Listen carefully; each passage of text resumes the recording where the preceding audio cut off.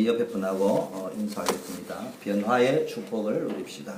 변화의 축복을 누립시다. 변화의 축복을 누립시다. 예, 우리가 왜 성경을 보느냐?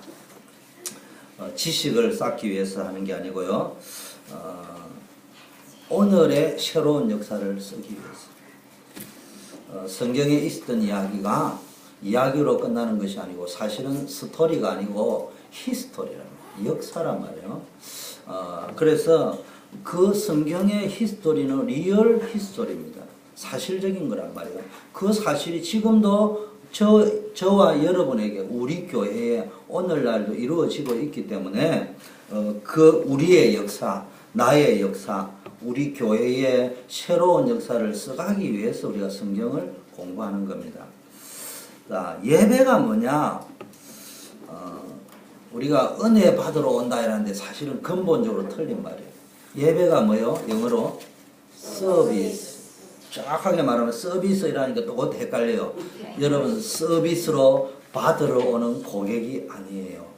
서비스를 하러 오는 거예요. 하나님께 서비스하러. 하나님의 백성에게 서비스하러 오는 거예요. 정확하게 말하면 교회 와가지고 은혜를 못 받아 시험 들었다. 그거는 서비스의 자세가 아닌 거죠. 서비스맨의 자세는 내가 고객에게 서비스를, 나의 어폐가 있는 단어지만 우리는 뭡니까? 하나님과 하나님의 백성에게 서비스를 하는 사람들. 내가 할 수 있는 서비스가 뭐냐? 그걸 찾아내야 돼요. 그게 예배입니다. 자, 사람이 오늘 유다의 영적 변화, 그리고 인생 역전, 이런 제목으로 말씀을 전하려고 합니다. 여러분, 사람이 좋아하는 것이 뭐죠? 사람이 제일 좋아하는 게요, 축복입니다. 오늘 복에 거는 강림하사는데요. 우리가 제일 좋아하는 건 축복이에요. 하나님이 제일 좋아하는 것은 뭐냐? 변화예요.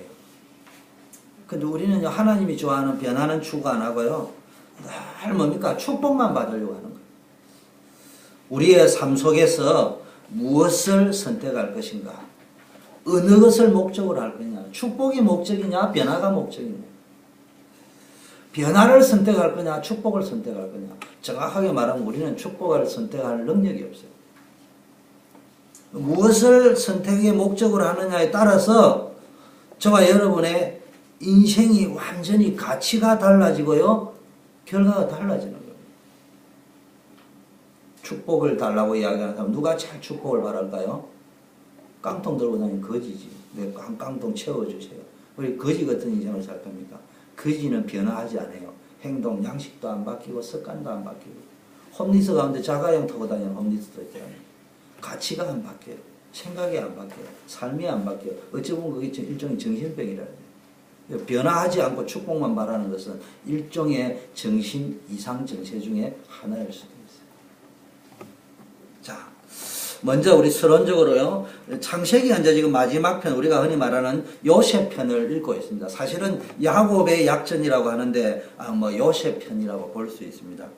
그래서 메시지를 몇 가지 얻었죠. 하나는 언약은 반드시 성취되어진다. 언약의 성취의 흐름을 읽을 줄 알아야 돼요. 언약의 성취, 하나님의 언약 성취가 어떻게 흘러가고 있느냐. 우리는 그걸 왜 알아야 되느냐? 지식으로 알아가 될 게 아니고 그 흐름 속에서 내가 그 자리에 있느냐 이 말이에요. 저와 여러분이 그 자리에 있느냐, 그게 중요한 거예요. 뭐 성경이 어떻고 이야기 중요한 게 여러분 자신이 그 자리에 있냐 이 말이에요. 저는 용서하세요. 늘 이야기하잖아요. 작은 교회에서 커가는 교회에 있었고 또 큰 교회에 있었습니다.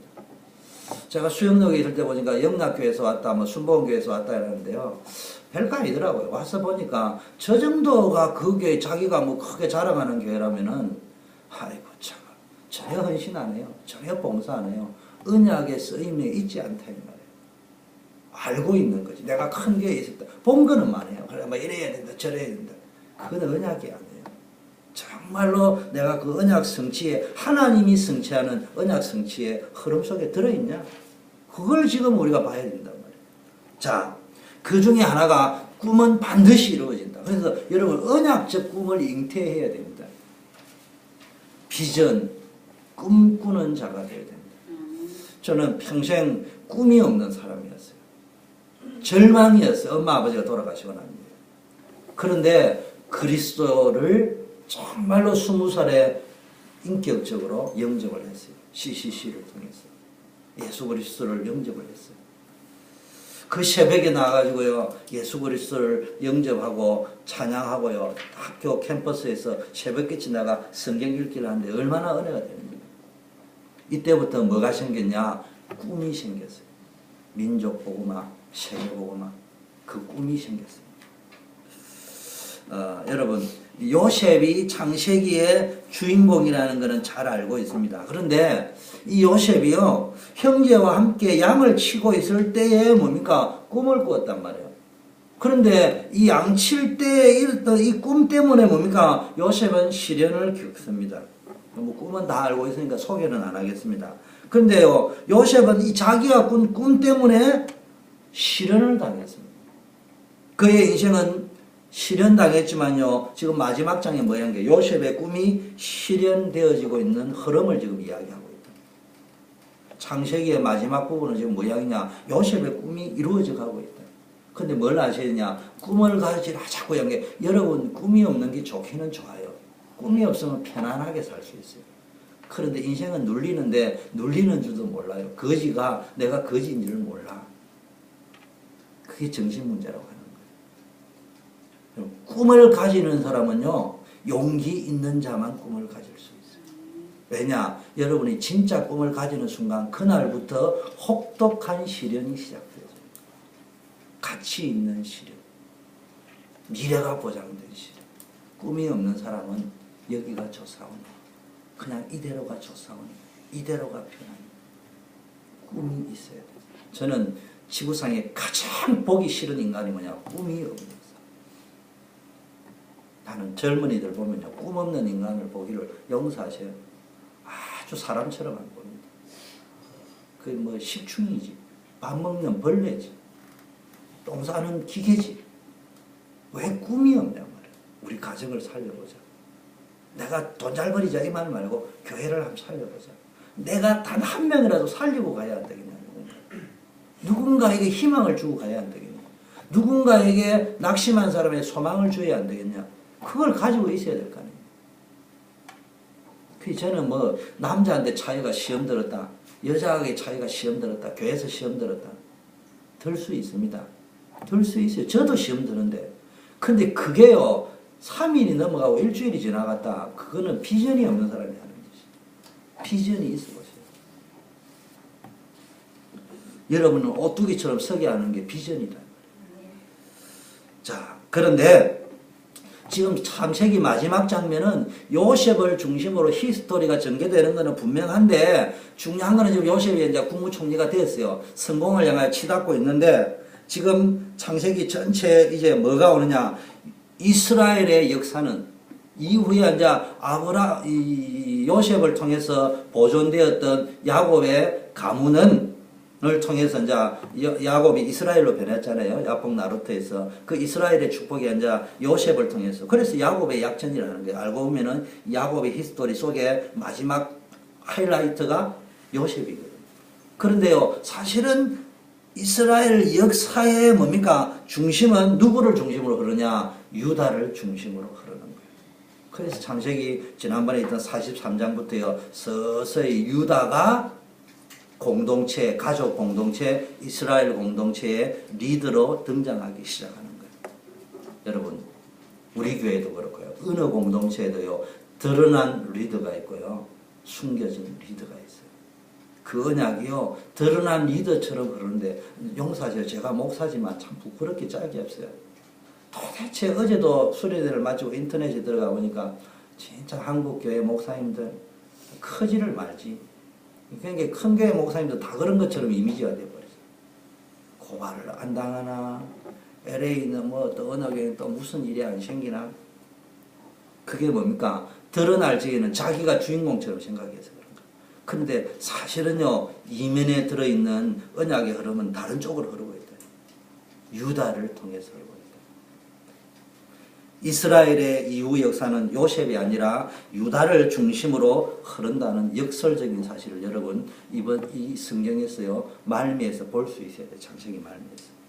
창세기 44장 14절에 보면은 유다와 그의 형제들이라는 이런 단어가요 처음으로 등장을 합니다.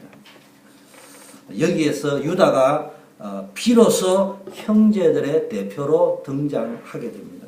야곱의 약전에 보니까 항상 요셉과 그 형제들이 이렇게 쭉 쓰여져 있습니다. 그러니까 이제 이쪽에 쭉 들어오면서요 유다와 그 형제들이. 이전에도 이런 표현이 조금 있었지만 대표성을 갖고 쓴 표현은 아닙니다. 그러나 본격적인 대표성을 가지고 쓰는 것은 이 장에서부터입니다. 또 야곱은 자기가 이제 하나님께 부름을 받고 임종 직전에 유다에게 놀라운 축복을 합니다. 여러분 이제 유다를 통해서 이스라엘 유다의 왕이 날 거다. 특히 왕권에 대한 사자와 같고 왕이 날 거고 이게 왕권을 부여하는 겁니다. 성경 창세기 49장 8절에서 12절을 쭉 그 야곱의 마지막 축복을 한번 보세요. 보면은 모든 흐름이 유다에게로 흘러갑니다. 이제 본격적으로 흘러갑니다. 그 마지막에 완전히 그냥 하나님 대신 축복할 적에 유다에게 모든 왕권을 다 줍니다. 물론 자 요셉에게 2배를 주죠. 에브라임과 므낫세. 요셉의 2 아들에게 2 지파의 축복을 주지만 그 이상을 넘어서지 못해요. 근데 유다에게는 모든 축복을 다 줍니다. 왜 야곱은 유다에게 이런 큰 축복을 줬는가? 이런 질문도 한번 해볼 필요가 있어요. 오늘 본문하고 오늘 설교 제목과는 좀 다르지만 그 야곱이 벌써 누구예요? 이런 자 야곱이 잃어버렸다 다시 찾고 유다가 공동체를 회복하고 이런 걸 보면서요 이 야곱이 뭐예요? 영적인 눈이 열린 거예요. 그 여전히 그는 누구를 사랑했겠어요? 베냐민과 요셉을 사랑했죠. 마음은 요셉에게 더 축복하고 싶죠. 근데 유다를 왜 축복했냐? 눈에 보이는 현실적으로는 지금 요셉이 자기 가족을 보존한 것보다는 야곱의 입장에서 요셉을 만나게 해주고 자기 가문을 살려준 사람이 누구라고 믿는 거예요? 유다라고 믿는 거예요. 죽었던 요셉을 만나게 했던 사람이 유다라고 믿는 거예요. 그런 일이 일어나도록 또 자기 아들이 총리가 되고 세계 살리는 선교사가 된 것을 보게 만드는 장 본인이 누구냐? 유다라고 여긴 거예요. 육신적으로는. 영적으로는 뭘 봤냐? 하나님이 유다를 쓰시구나. 생명 차원에서 앞으로 미래를 내다본 거예요. 죽기 전에 뭘 본 거예요? 메시아 언약을 본 거예요. 쭉 솔직히 유다의 생명적 차원을 잘 볼 줄 알아요. 성경은 전적 은혜입니다. 제가 이거 잘못하면 또 이단될 수 있는데요. 전적인 은혜인데 하나님은 이유 없이 아브라함을 선택하지는 않았어요. 우리가 배울 적에 아브라함도 우리가 똑같은 사람이라고 하지만 그러나 하나님은 벌써 이 나무를 가지고 기둥을 만들 수 있는가 없는가를 아신다 이 말이에요. 이 나무를 가지고 우리 교회 기둥을 못 만들어. 아름답기는 하지만. 무슨 말인지 알겠어요? 그 말 속에는 뭐가 들었냐? 우리가 변화되어질 수 있는 것을 봐야 돼요. 여러분 이 나무를 가지고 아무리 변화를 시켜도 기둥이 되도록 변화는 못 되죠. 그죠? 꽃이 아무리 아름답지만 성전의 기둥이 될 만큼의 변화는 줄 수가 없죠. 아름드린 나무는 변화를 주면은 이런 기둥을 만들 수 있다. 그 이야기예요. 너무나 신앙생활을 하는데요. 논리에 빠져가지고 다들 알고는 있는데 축복을 받을 수가 없는 거 안타까운 거예요. 내 삶이 바뀌어야 돼요.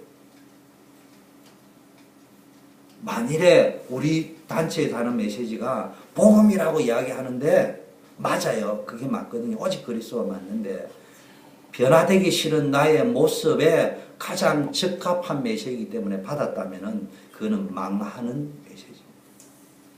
잘 아셔야 돼요. 그건 복음이 아니에요. 그건 무슨냐?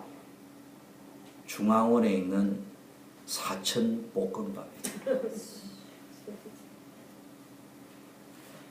자, 유다는 이런 축복을 받을 만한 자격이 있었냐? 도덕성이 있었냐?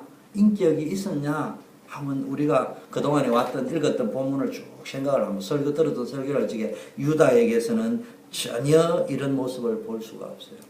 근데 임종 때요 야곱이 유다를 축복할 때 이런 말을 합니다.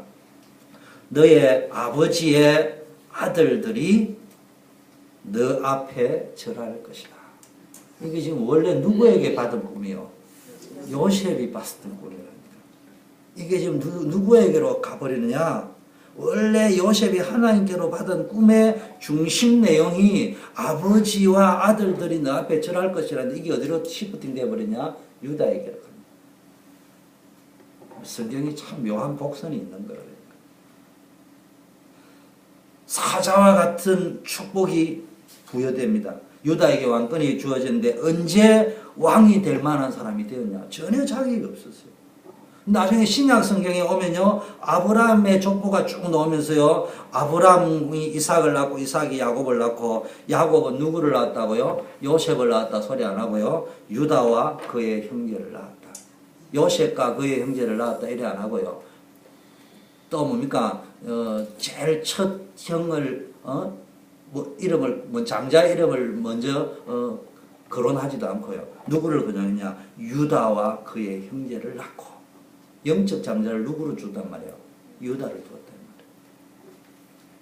왜 그렇다면은 왜 유다가 대표가 되었을까? 유다는 여러분 알다시피 레아가 난 막내 아들이에요. 그잖아요. 네 번째 아들이에요.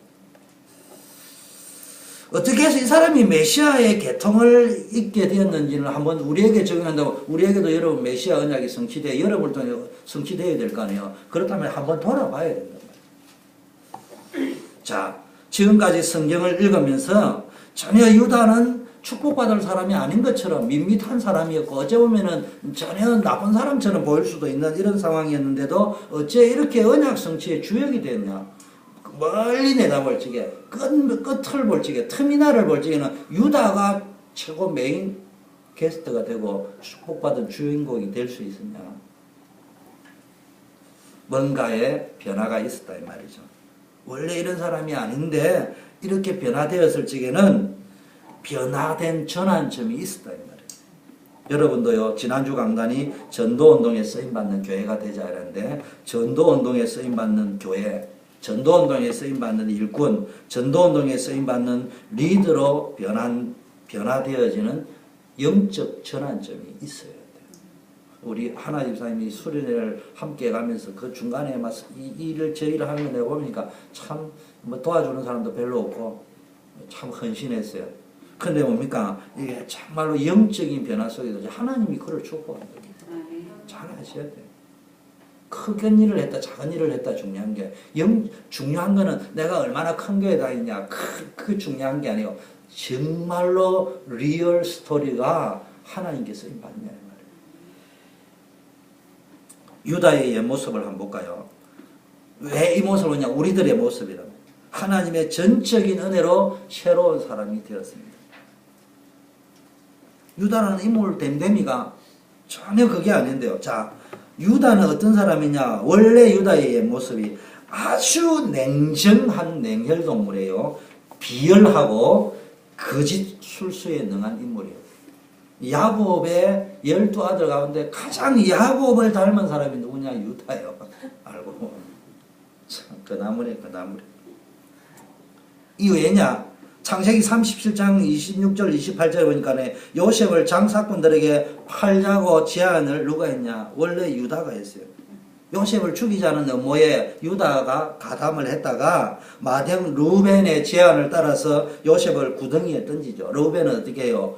구덩이 물이 없다는 걸 루벤이 먼저 알았어. 집에 던져놓고 형제들이 어디 한눈 판사에 구출해내려고 루벤은 생각을 한 거예요. 어디 갔다 왔는데 보니까 동생이 없는 거예요. 통곡하잖아요. 근데 이 정도 되면 르우벤이 축복받아야 될 거 아니에요. 근데 르우벤은 생명을 구하려고 한 게 아니고 왜 그랬냐? 아버지에게 호통받을 게 두려웠어.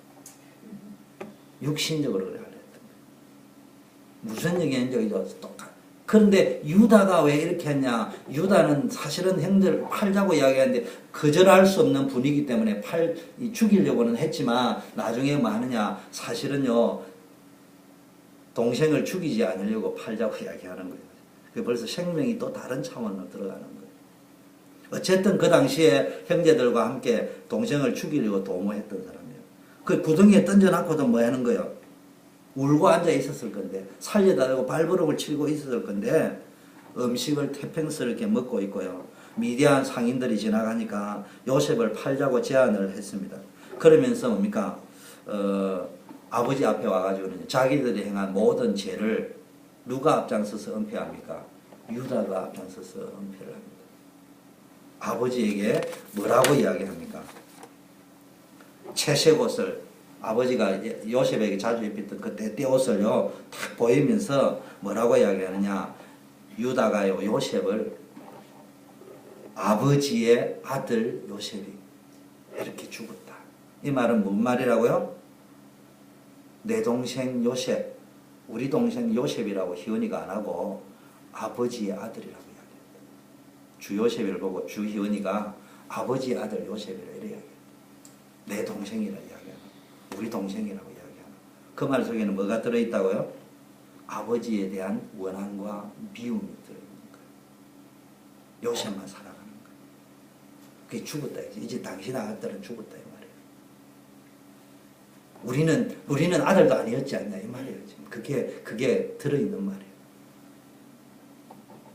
전혀 가족으로서의 패밀리 연대감이 없어요. 냉혹하고 속임수와 사기 금오술수. 유다의 나이가 적지 않았을 건데 이랬습니다. 아버지의 사랑을 독차지하고 있는 동생에 대한 열등감, 미움, 분노, 감정 이런 것들이요 나도 모르게 깔려 있단 말이에요. 우리도 있을 수 있는데 이거요 보고만 해서 완전히 치유되어져야 됩니다. 이게요 여러분을 이상한 아닌 척하는데 여러분도 모르게 다른 쪽으로 자꾸 각도를 이탈시키다 영적으로 치유받아야 됩니다. 제가 이야기하면 저는 용서하지 못할 사람이 있을 적에요 하나님 내 기억력을 거두어 가려는데요 진짜 거두어 가셨는데 나 지금도 후회 안 해요. 제가 그 기억력이 있었다면 미움과 분노에 치를 들고 살았을 거예요. 남을 미워하는 건 여러분 죽이는 거예요. 두 번째요. 철저하게 자기중심적 에고를 가지고 있어요. 자기중심적 이거 고쳐야 됩니다. 보세요. 이유야 어쨌든 간에 자기가 원했건 본심이건 아니건 간에 자기가 그 형제들을 부추겨서 요셉을 파는 일에 앞장섰잖아요. 그런데 이제 돌아와서 아버지에게까지는 함께 연대를 해가 대표를 해가 했는데 돌아와서 보니까 후회만큼하거든. 우리가 왜 이랬는가. 그러니까 어떻게 합니까? 그 모습에 모든 책임을 누구에게 전가하느냐? 심리적으로 형제들에게 전가하고 싶은 거예요. 그래서 뭐 합니까? 가족 공동체를 떠나잖아요.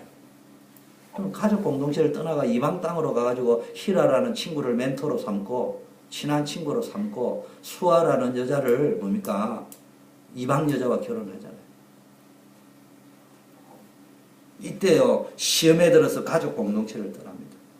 여러분 시험에 교회 다니는 사람도 시험에 잘 드는 사람을 가만히 보면요 우리가 시험에 들지 않도록 노력은 해야 됩니다. 돌을 제거하고 대로를 수축하고 이사 60 이상이 그래 돼 있잖아요. 대로로 나가가지고 성문으로 나가가지고 대로를 수축해 아스팔트 깔아주고 돌멩이 걸려 넘어지는 사람 오는 사람 넘어지기까지 바로 해주고 쇠가족이 오면 넘어지지 않도록 우리 해줘야 되는 건 맞아요. 그런데 시험에 잘 드는 사람의 특징은 철저하게 자기중심적.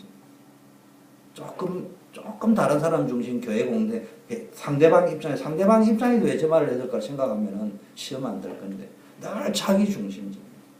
그래서 시험 잘 드는 사람 자기중심적. 그래서 여러분 교회 다니는 여자하고 결혼해야 돼. 알렉스 알았어. 그런데 그냥 교회 다니는 사람하고 다니면 안 돼. 우리는 교회 다니는 사람하고 이런 게 그냥 교회만 다니는 껍데기 다니는 사람하고 불신자가 나요. 그 말은 무슨 이야기냐. 이도식이는요 서기도 하고 회계도 했거든요. 제가 결혼할 적에는요 여부회장을 했어요. 그 당시에 수영역에 여부회장을 할 적에 부산 시내에 있는 교회 청년들 막 수천 명 모아놓고 막 부산 보고마저 다니고 그러는 게 자기가 밥 해주고 막 이래야 되는데 늘 시험들 일만 생겨요. 왜냐면 자기는 죽어라 부위가 부엌되게 해줘야 된다니까. 그 해주면은 뭐 심리 달리 이런 소리 하고 앉아있고 얼마나 시험 들겠어요. 그런데요 그 과정을 통해서 뭘 꺾었다고요? 자기중심적인 게 고치시는 거예요. 그러니까 내 입장에 수지 맞은 거지. 회개만 했, 임원만 했, 똑같은 임원이잖아요. 그죠? 근데 내 마음에 그 교회 여부회장 출신과 회계 출신은 근본 차원이 다르다. 뭐냐? 시험을 통과한 정도가 다르다. 저는 그걸 여부회장 출신이라서 결혼한 게 아니고 그런 과정을 통한 시험을 통과했다. 중요하죠. 그걸 통과하지 못한 거는 교회를 100년을 다녀도요. 하기야 100년 다닌 할머니하고 결혼할 사람은 여기 아무도 없겠지만.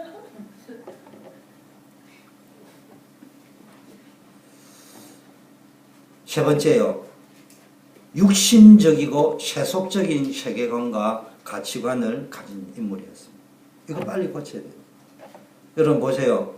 육신의 정욕, 안목의 정욕, 현실의 성공을 위하여 언약을 헌신짝처럼 버리고 이방 여자와 성경에 보니까요. 그 당시 요즘 동거해가지고 자녀를 낳고 있어요. 결혼식도 안 했다. 이방 땅에 성공하기 위해서요. 이방 유력자, 이방에서 가장 힘 있는 사람을 멘토로 가장 친한 친구로 삼고 육신의 정욕을 이기지 못해서 하나님의 언약을 알면서도 이방인과 결혼하지 말라는 하나님의 언약을 무시하고 눈에 보이는 아름답다고 해서 그 여자와 결혼식도 않고 바로 동거 생활에 들어 자식을 낳습니다. 이런 사람이 어떻게 언약의 장자가 될 수 있느냐. 자, 그 다음에요. 아주 이기적이고 비열합니다. 여러분 잘 아는 창세기 38장의 다말 사건. 자기의 유익을 위해서 하나님이 허락하신 대를 잇는 결혼, 수혼법이라고도 하고 대를 계승하는 결혼법이라고 하는 이거를 여러분 알잖아요. 자기 애가 오난이 죽고 나니까네 시엘라가 있는데 주기 싫은 거예요. 사실은 주기 싫은 거예요. 또 주면 또 죽을 줄 알고 주기 싫었는데 줄 마음도 없으면서 기다리라. 친정애가 기다려라 할 적에 이미 그 마음에는 마음이 뜬 거예요. 줄 마음이 없어. 언약을 성취할 마음이 없는데 내가 기도해보고요. 기도해보고요. 두 종류요. 듣기 싫다 이 말을 그래 안 하고 그냥 표현을 그래 하는 건데 뭐하고 똑같냐. 유다가 친정애가 기다리라 이 말하고 똑같은 거예요. 하나님 축복 못 받는 자식. 그런 중심의 기도해보고요는 축복 못 받는 거예요. 진실. 그러면서 뭐라고 합니까? 전혀 지킬 마음이 없는데 어느 날 뭐가 딱 들냐. 때는 어때요? 며느리가 바람표가 아이를 가졌다. 이게 딱 온 거예요. 죽여라! 딱 이야기해요. 뭐 이야기합니까? 전혀 언약을 지키지 않으면서도 기회가 오니까 모든 허물과 이유를 누구에게 덮으시려고요? 며느리에게 덮어요. 내가 네가 또 가면 내 아들 잃어버릴까 싶다 그랬는데 좀 이해해다오 이래 말하면 될 거를 그래 말 안 하고요. 자기는 전혀 지킬 마음이 없으면서요. 기회가 오니까 며느리에게 덮으시려고요. 꼭 교회도 그런 사람이 있습니다. 간혹 우리 교회는 그렇지 않는데 간혹 가다 보면요. 전혀 지킬 마음이 없어요. 제가 있던 교회에서 청년들도 그랬어요. 근데 제가 청년들이니까 아마 저는 여러분한테는 부드럽게 하지만 그 당시 한국에 있는 청년들한테는요. 제가 또 심리학을 부전공으로 공부를 했잖아요. 그러면 애누리 없어요. 씨를 말려버립니다. 듣지를 않습니다. 나가려면 나가라. 왜냐? 그래가지고 난리 난다니까. 다른 사람이 전염돼 버린다. 하나님 앞에요. 정직해야 됩니다. 그러면 하나님이 축복하신다니까요. 다섯 번째요. 윤리 도덕적으로 완전 이중, 삼중, 다중 인격자입니다. 며느리 불태우라고 하죠, 나중에. 자기는 육신의 정욕을 이기지 못해 아내가 죽자 외로움과 육신의 정욕을 풀기 위해서 창녀를 찾아가는 음란한 사람이면서도 그래 놓고도요, 자신의 이 부끄러운 모습을 철저히 숨기기 위해서 친구를 통해서 뭡니까? 입 막으려고 했다니까. 네가 대신 가서 좀 그 여자를 찾아가지고 이거 돌려주고 내 약조인 걸 찾아오느라 숨기려고 했다니까. 자신의 잘못에 대해서는 회개할 줄 모르면서요. 며느리의 잘못에 대해서는 끌어내어 죽여 불태우라고 할 정도로 악질이고 비절한 사람입니다. 도대체 이런 사람이 어떻게 축복된 사람으로 바뀌었냐? 우리 한번 돌아봐야 됩니다. 자, 변화된 유다의 모습을 해볼까요? 결과적으로 이야기하면 이 사람은 체인지 메이커 역할을 합니다. 이 사람이 새로운 리더로, 새로운 주역으로. 우리 교회도 이런 사람이 많이 나와요. 사실은 전혀 기대하지 않았던 사람이요. 알고 보니까 하나님 쓰시는 일꾼이 되어질 수 있어요. 그건 개차반으로 살아라 이런 말이 아니에요. 여러분은 나는 기대하지 않지만은 나는 주역이 될 거다. 자기 삶이 개차반인데 그 소리 하면 되는 게 아니에요. 자기 나름대로는 정말 언약을 잡고 살아가는데요. 아무도 못 알아주도요. 하나님 앞에 서면 되는 거예요. 그게 코람되어요. 자, 요셉에 대한 이야기는 생략을 하겠습니다. 오늘 유다가 포커스니까. 변화된 유다가요, 언약 차원에서 좀 집중을 쭉 해보면요, 서서히 가족 공동체의 리더로 탁 뜨는데요. 이제 총리가 됐는데, 아직은 유다나 형제들의 입장에서는 총리가 요셉인 줄 모르잖아요. 지금 막강한 권세와 권한과 파워를 가진 애굽의 당대 최고의 국무총리를 지금 만나고 있는 거예요. 이때요, 최종적으로 베냐민을 데려옵니다. 이때 뭡니까? 요셉이 뭡니까? 베냐민 안에다가 또 자루에다 뭘 더 넣어가지고요. 뭐 이야기합니까? 도둑질해 갔다고 이야기하잖아요. 이때 뭡니까?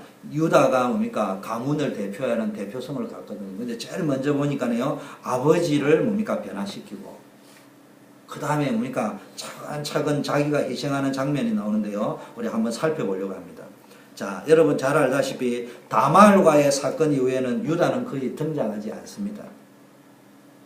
그러다가 세상의 기근이 심해지면서 변화된 유다가 체인지 메이커로 역사의 주역으로 비로소 서서히 두각을 나타내기 시작합니다. 근데 지금 우리는 알고 있는데 그 당시에 유다는 몰랐던 형제들은 요셉이 자기 동생인 줄. 근데 이제 우리가 영화를 알고 보면은 이렇잖아요. 지금 요셉이 변화된 거는 분명해요. 이미 이마누엘 누리고 생명적 차원에 다 봤지만 영화 스토리를 볼 적에는 상대 입장에서 볼 적에는 뭡니까? 지금 요셉이 복수혈전을 할지 뭐 할지 이제 모르는 거예요. 지금 영화 스토리는. 이런 상황에서 유다가 희생적인 리더십을 발휘하는 거예요.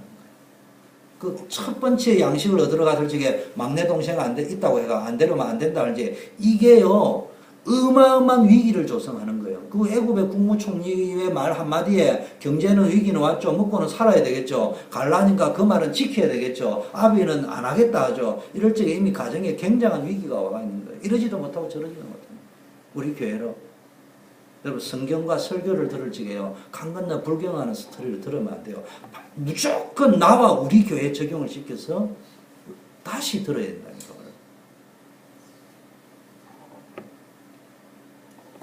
나무 집 이야기 하듯이 하면 안 된다. 자, 유다의 리더십은요, 모든 것을 변화시켰는데요. 요셉의 입장에서 보지 말고, 유다의 형제들의 입장에서 한번 보자고. 유다의 희생적인 리더십은 모든 것들을 변화시켰습니다. 여러분, 결과적으로 얘기하면, 여러분 자신이 먼저 변화되어지면은 모든 것이 변화해요. 가정을 변화시키고, 교회와 세상을 변화하고 싶습니다. 우리 이정님 권사님은 아들, 딸이 정말로 모범생으로 전혀 게임도 안 하고 그러면 좋겠습니까? 간단합니다. 나는 게임을 안 하는데 너는 왜 게임하냐? 이렇게 이야기하지 말고요. 끝까지 믿어줘야 돼. 끝까지 기대를 해줘야 돼. 언제 변화될지 몰라. 오늘 집에 가면 뻔합니다. 민서가 이야기했죠. 목사님이 끝까지 기다려야 되죠. 그럼 끝까지 또 게임을 할지 모릅니다. 끝까지 또 기다려줘. 그게 영적 싸움. 우리는 그걸 못한다니까.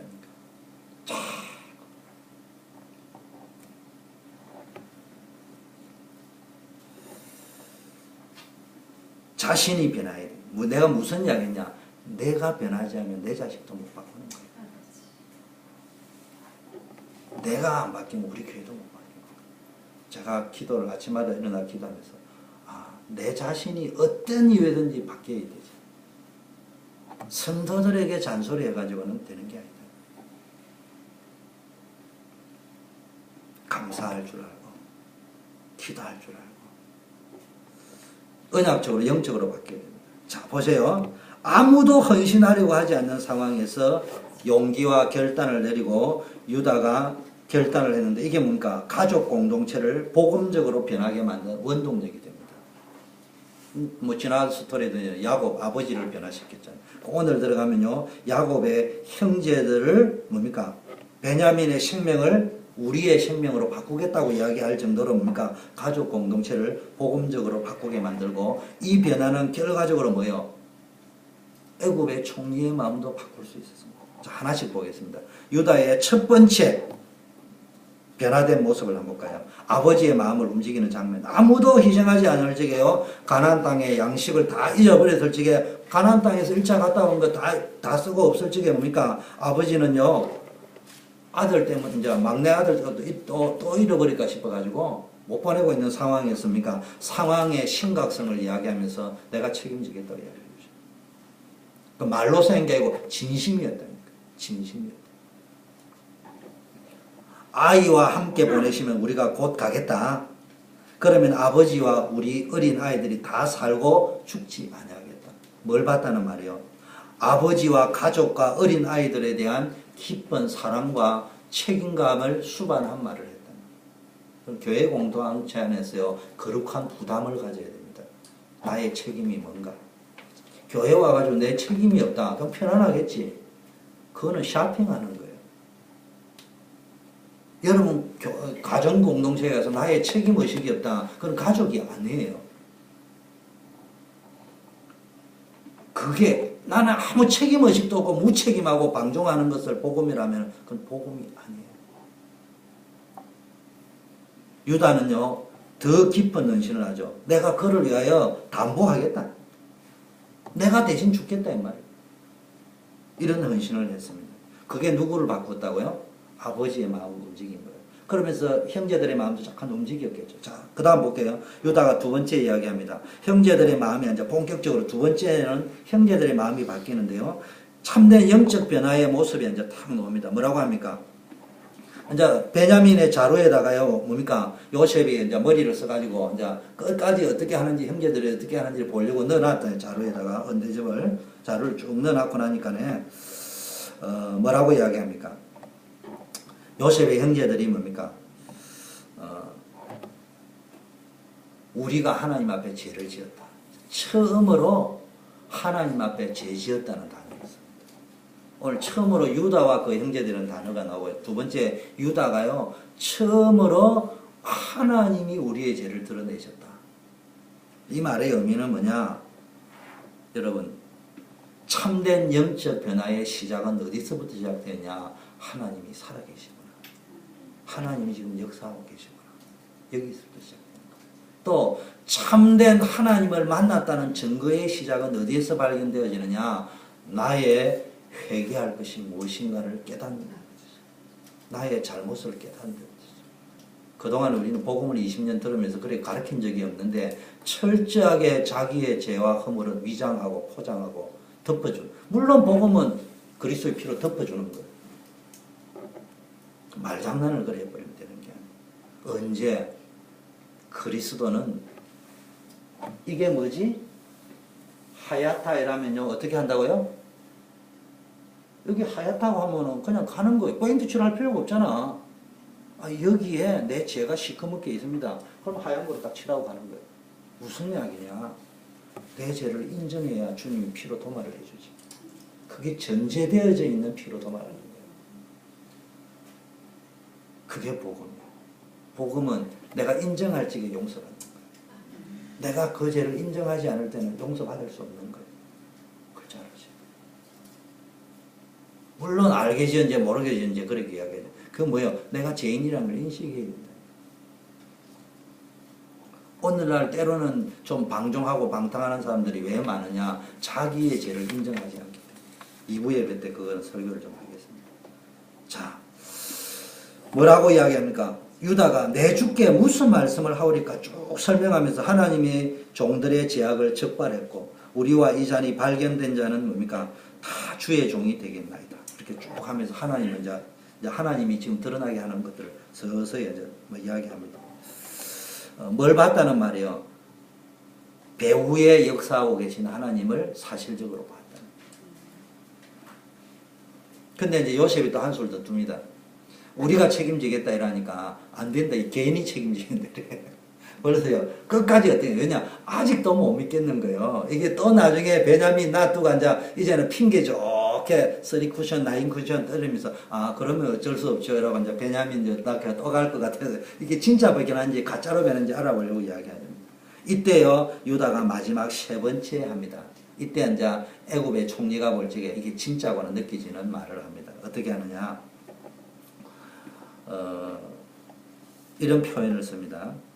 여러분 전도할 적에 이런 말을 좀 참고하세요. 전도할 적에 복음이라고 떠들지 말고요. 자 보세요. 18절에 당신은 바로와 같습니다.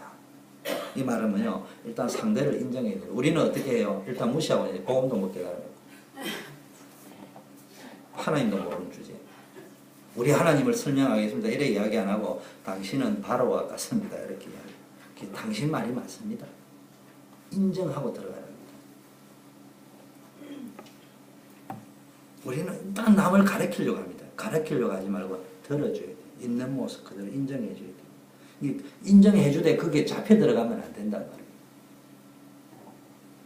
우리는 이렇게 들었잖아요. 아무리 모든 걸 다 가지고 영적으로 오면은 전부 다 방황하고, 근데 방황하잖아. 거짓말 하지 마. 이러면 전도가 안 되는 거예요. 벤저도 몰고 하는데 너무 좋겠다. 그지요? 이래 말을 하면서 속으로 뭐, 좋게는 뭐죠? 벤저 모는 만큼 더 허전하지. 기름값 되더라. 이렇게 그거는 속으로 갈로 열고 내 가슴에 담고 참 좋겠다. 이래 하다 보니까 안 좋다는 말을 상대가 먼저 할 수도 있고 또 서서히 가다 보면 그 말 할 시간이 온다니까. 근데 우리는 급해가지고요. 벤저를 모는 만큼 더 갈고하고 뭐 어디 주소 들으니 늘 그렇게 가 왔다니까. 진짜 고쳐야 됩니다. 우리 다 보면. 우리끼리 무조건 다 옳다 이렇게 이야기하면 안 돼. 지혜롭게 해야 됩니다. 그러면서 또 뭘 끌고 다니냐. 우리 아버지는 노인입니다. 이게 지금요 직설화법을 쓰지 않고요. 벌써 딱 상대가 딱 보니까 야, 이 사람이 약간 휴머니스트야 요셉이. 그러니까요 어디로 싹 바꿨냐. 접근 관점을 휴머니즘으로 아버지에 대한 그리움과 자식 사랑으로 딱 접목을 딱. 예를 들면 이런 현장에 맞는 접근 방식도 필요하다는 거예요. 지혜롭게 복음 전하려고. 가족적 관점, 이 도덕적 관점으로 접근하는 게 아니고 패밀리 관점으로 접근을 한다. 그거는 현장에 맡기겠다. 결정적인 거는 뭐라고 이야기하느냐. 진짜 전도의 방법이 우리 아버지에게는 노년에 얻은 아들이 있습니다. 제가 읽어볼게요. 이런 표현입니다. 그의 형은 죽고 그의 어미가 남긴 것은 그뿐이므로 그의 아버지가 뭡니까? 그를 사랑합니다. 지금 베냐민을 이야기하죠. 베냐민은 막내이며 소년입니다. 아이입니다. 아버지는 그를 특별히 사랑합니다. 그리고 읽은 본문을 집에 가서 들으면 우리 아버지라는 단어를 14번이나 씁니다.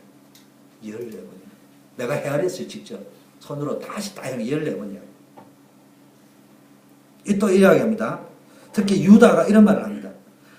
야곱의 말을 자기 말로 받아들이면서요. 주의 종 우리 아버지가 우리에게 이르되 너희도 알거니와 내 아내가 내게 두 아들을 낳았다. 이게 지금 누구 이야기하는 거예요? 12자식인데 내 아내가 두 아들을 낳았다는 말은 자기들 입장에서 볼 때는 다른 엄마인 라헬을 이야기하는 거예요. 딴 사람은 엄마도 아니야 지금. 마누라도 아니야 지금. 그 말을 지금 야곱이 했단 말이에요. 내 아내에게 두 아들. 다른 아내 3명이나 있는데 친아내만 해도 지금 유다의 친엄마가 있는데 그러면서 뭡니까? 두 아들이라는 말 속에는 뭐가 들어가는 거예요? 자기는 아들도 아니라 이 말이에요 지금. 여기서 뭡니까?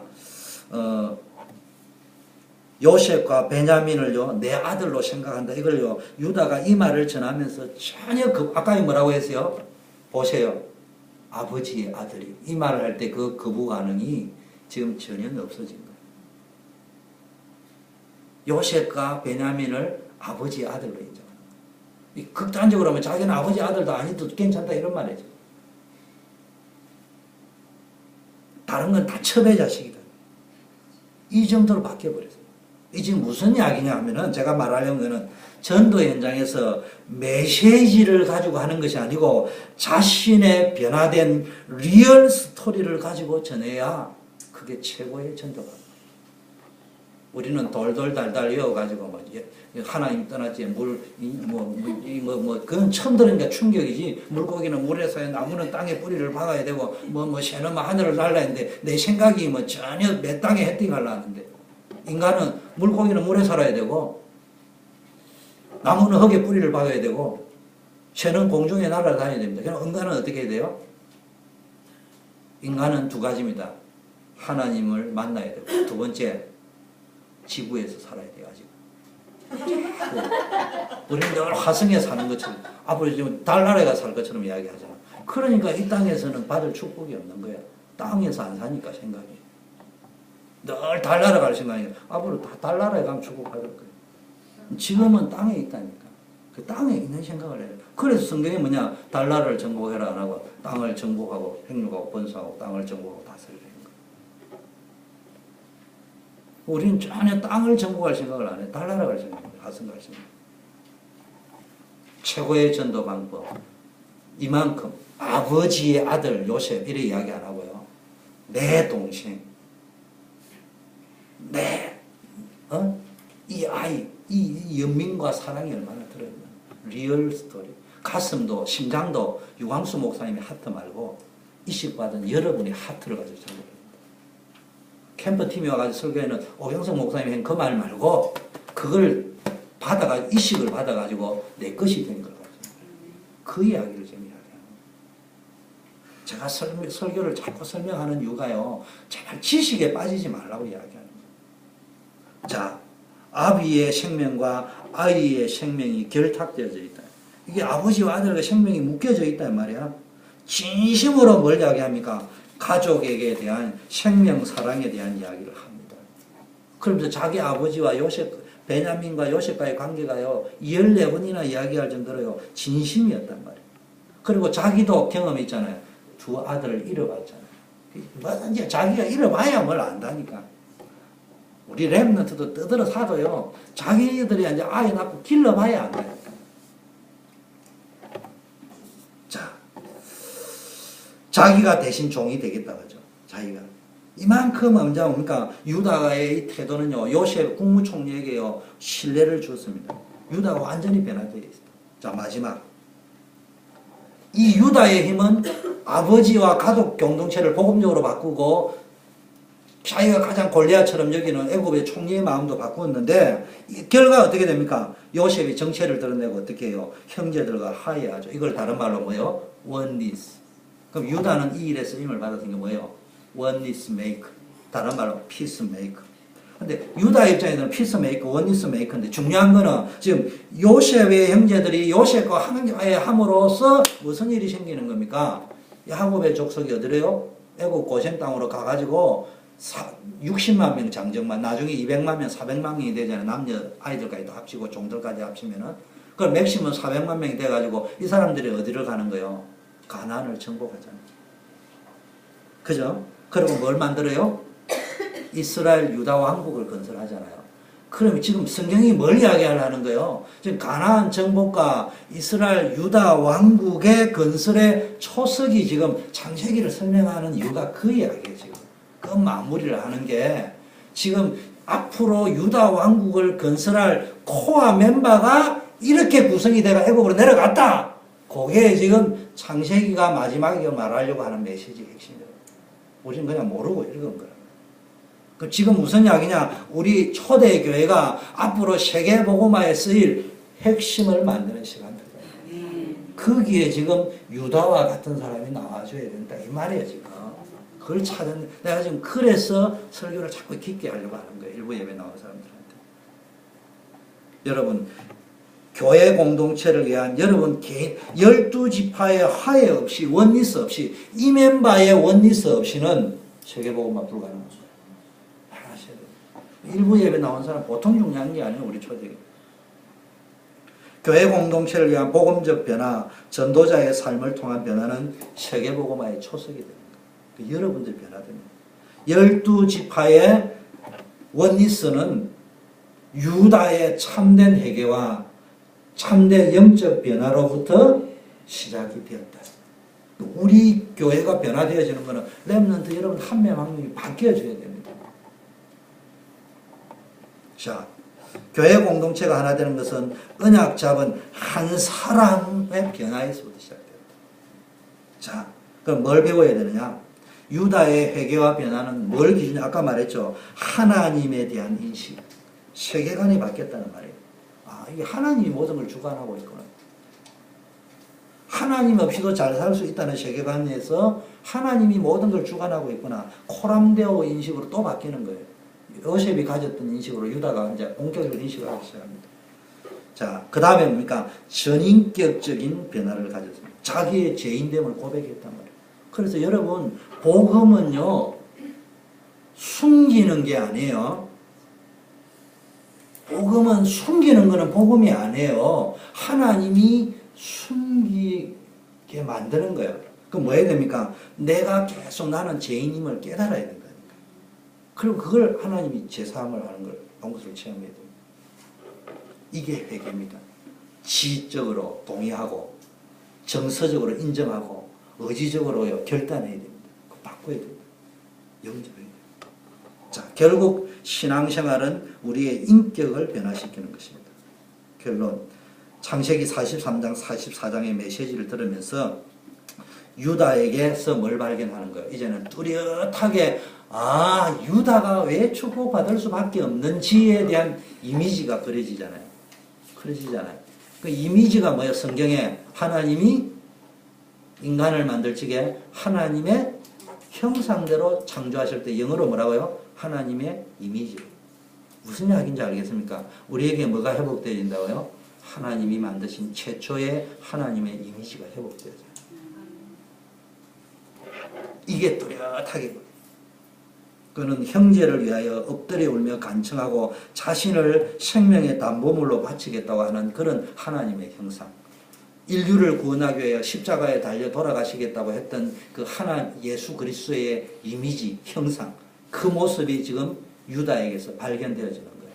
그 예수님은 뭐예요? 왕으로 오셨잖아요. 왜 유다의 후손으로 왔겠어요?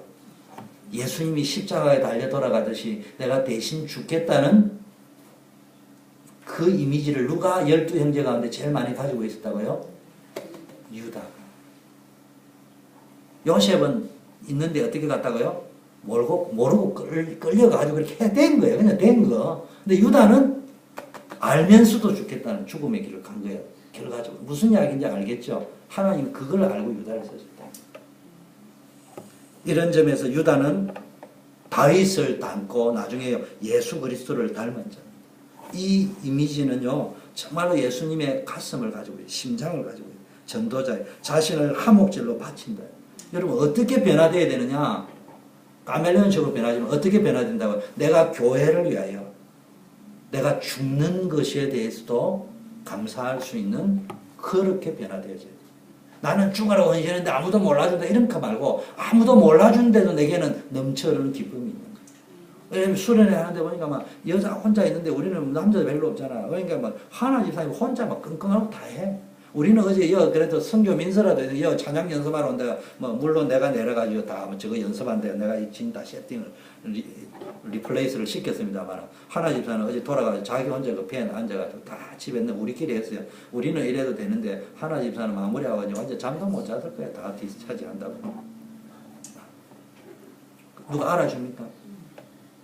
근데 이상하게요. 내 마음에요. 내가 렘넌트를 위하여 헌신을 하고 쓰임받을 수 있다는 기쁨이 있다. 그런 변화가 있어야 된다. 왜 안 알아줄까 이런 거 말고. 그건 아직 변화가 덜 된 거예요. 우리 렘넌트들에게서요. 희원 렘넌트. 정말로 내가 헌신하는 기쁨, 쓰임받는 기쁨. 그래서 이걸 참된 변화가 우리 초대교회도 있기를 바라겠습니다. 그래서 유다가 뭘 체험했습니까? 언약 성취를 체험했잖아요. 다말 사건을 통해서. 그리고 아까 살아계신 하나님을 인정했어요. 이제 기도를 체험하고요. 생명 살리기 위한 헌신을 통해서 전도를 체험했습니다. 그래서 여러분 말씀, 기도, 전도 체험을 통해서 이 축복이 누려지는 줄 믿습니다. 기도하겠습니다. 하나님 아버지, 일부 예배 나온 우리 전 성도님들이 오늘 유다가 왜